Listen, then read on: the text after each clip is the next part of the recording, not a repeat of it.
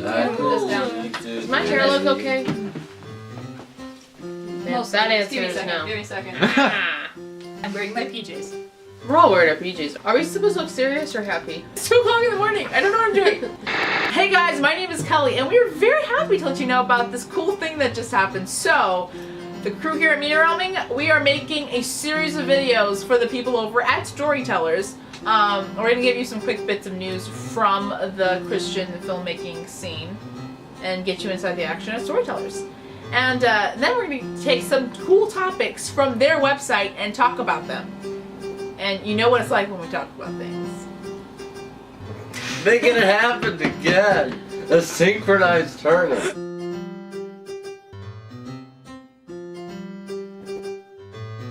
Stick around. But first, the news.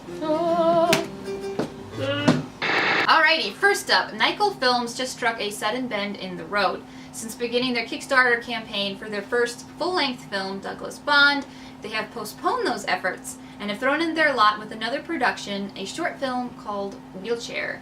Douglas Bond will just have to wait until 2020. For those of you who don't know, Nicol Films produced the short film O Aching Soul just last year. O Aching Soul was won Best Director in the Short Film category at the God Country Family Christian Film Festival and was nominated for Best Short Film at the Branson International Film Festival. The producer-director of Nicol Films, Daniel Knuckles, will be spending this year meeting with investors about Douglas Bond and is speaking at churches about the message of his film, O Aching Soul.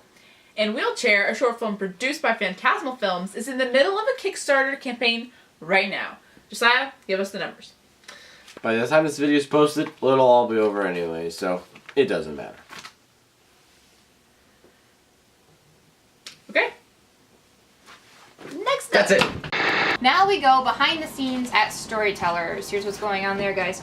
Things are shaking up at Storytellers, and here's the cause of the earthquake. The brains of the operation, Christopher Stewart, is resigning from his role as director of Storytellers. However, don't freak out, he is staying on as CEO.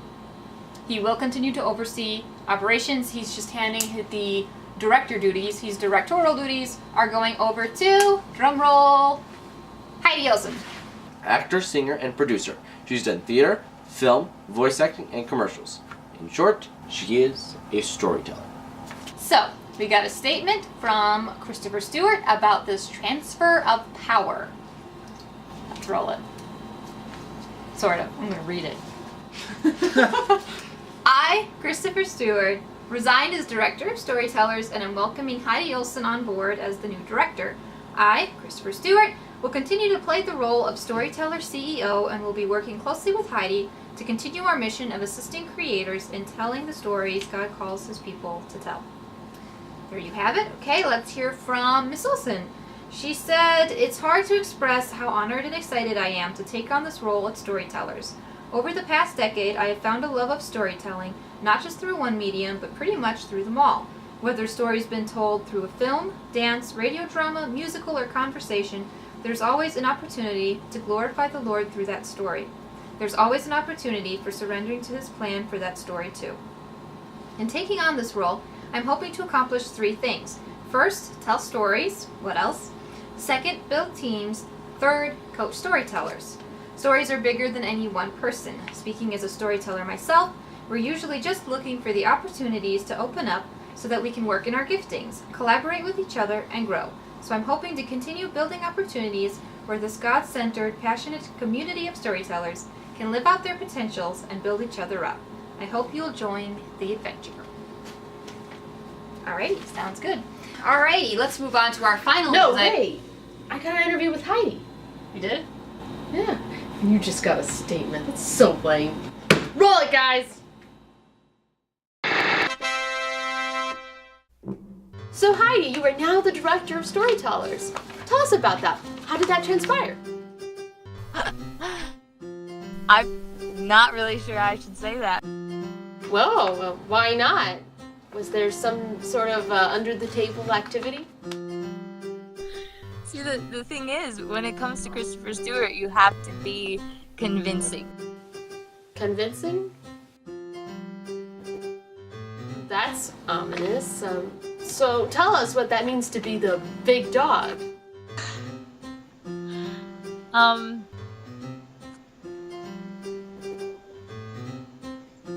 mean, all I have basically is that general concept. Well, when you guys talk about it, what do you tell Christopher Stewart? You know, like, you can't build this business by yourself. You can't take it farther with just one person's vision. But do you consider yourself the vision now as the new director? Is this all about where you want to go with things? That's my vision. What about working together? I haven't tried yet. Ouch. We're gonna let you go now, Heidi. Good luck to you. Okay. You heard it here first, folks. Back to me. Storytellers has come up with a new program on which they will be working with Zachary Lawrence. Lawrence is the creator of the Indie Christian Review, the instructor of the Rocky Mountain Christian Filmmakers Camp, and owner-operator of Standing Sun Productions. He's done producing, directing, and acting, and he's worked on TV shows, web series, and feature films. He will be reviewing films as part of the new program. Alrighty, sounds fascinating. So Kelly, what's this program about? What's it do? I don't know.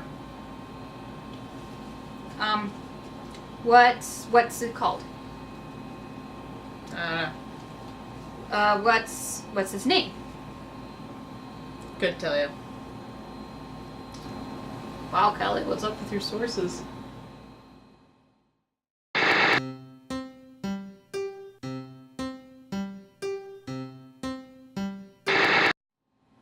We'll have to stay tuned. You're in suspense. I hope you can sleep at night.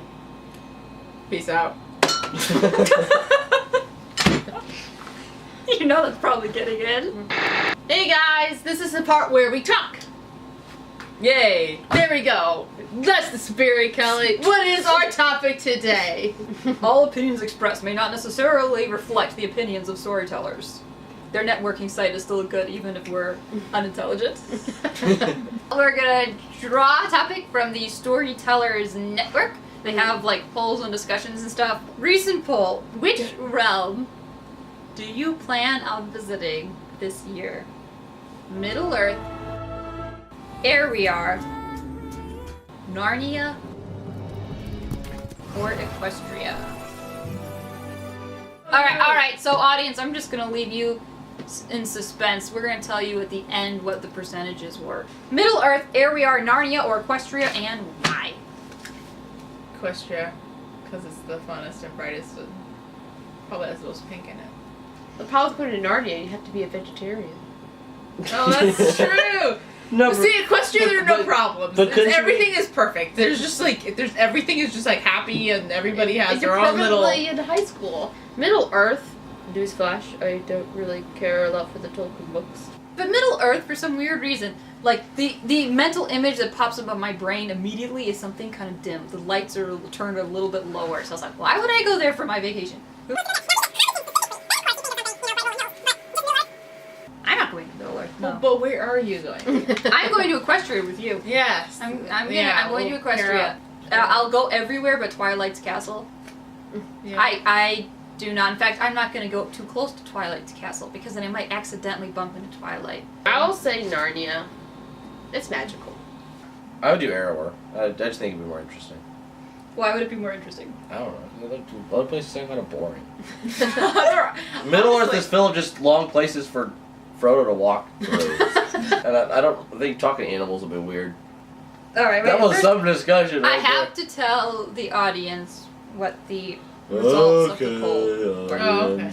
Okay, Narnia was at 30%, and it tied Middle Earth. And these tied with Equestria at 30%, if you can believe it. Leaving Ariar, Arrowverse. surprisingly, in a sad, lonely 10%. 10%. Well, I didn't vote, It's a sad life. because I count for 40% of all votes. And if you want to change this poll, don't hack into anything. Get an account, join Storytellers Network. You can vote on all these polls and talk about them. Alright, secondly, What's your directing style in the area of relating to your actors? This is another poll on the Storytellers Network. We're best buddies. I'm approachable, but that's about it. My title is director, not friend. Or this is an anonymous poll, right? Those are the 4 options. And we're going to talk about this now. Next time, we can tell you what the results of the polls are. If in my opinion, we're best buddies is asking for trouble. Probably another unpopular opinion. I think that we'll ask for trouble in the future. If it's just your family members or your best friends, maybe that'll be fine. But I think as you go on, if your crew gets bigger, it'll get worse. Because odds are you can't be best buddies with everybody. And then someone's going to feel like you favor somebody, which could very well happen. I'm approachable, but that's about it. I think it's the best option where you want to get along with everybody, but you also want to have a line. I am an authority. You can't question it. Beg off. My title is director, not friend, would come in handy when you have to deal with a difficult person. For me, the way it actually turns out practically, I'd probably say I'm approachable, but that's about it. We're best buddies, that would be great, but at the end of the day, what is their job is to turn out a good product. Here's the interesting thing about the Christian film industry as I have seen it. The Christian film industry, I feel like, is saturated by actors, so you hear a lot about the actor's perspective as far as how this relationship would go. I think we're best buddies is what they want. That's what they're going for. Which is nothing wrong with that. Yeah, there's nothing wrong. I understand it. It's easier to do better in an environment where you feel comfortable. But the thing is, there's another side to the story. The actors have to be reined in. They have to be reined in. They have to work in harmony. Each one can have an opinion about a certain character, but it all has to come together. And it all has to come in conjunction with the end result. The director has to remember that it isn't about your goal. Your job is not to make the actors happy and let them do whatever depiction they want, even if it's a good depiction. It might not necessarily be the best one for what you're doing. So yeah, the director has to remember who he is, what he's there for, but be nice. So that's basically where it ends. Quick things we gotta tack on the end, guys. If you're interested in supporting Douglas Bond, the movie, which is still slotted to come out, or the production to begin in 2020, or if you're interested in having the director, producer speak at your church, info in the description. Also, don't forget to check out Fantasmil Films on Facebook. Also, link in the description. Again, the Kickstarter campaign will be over by the time this video gets out, but if you like what they were doing and you'd still like to support them, there are other ways. They will appreciate it, believe me. Oh yeah, I have to make a plug for us. If you're seeing this on MediaRealming, you know who we are. Look at our other videos. We do challenges, reviews, stuff. We just like to have fun. If you're seeing this somewhere else, well, I just told you, so check out our YouTube channel. There should be a link somewhere. Look around. We are Heather, Kelly, Meghan, and Josiah. Don't know if we ever mentioned that. Whatever. Okay, stay tuned for next time. She's gonna see us off. Thank you everybody so much for watching this video. Be sure to join Storytellers if you haven't done that already. And if you're not a subscriber to MediaRealming, what are you doing? Do that. And once those things are done, your life will be complete and better, I'm sure. Thank you for watching, and we will see you later. Bye! Bye.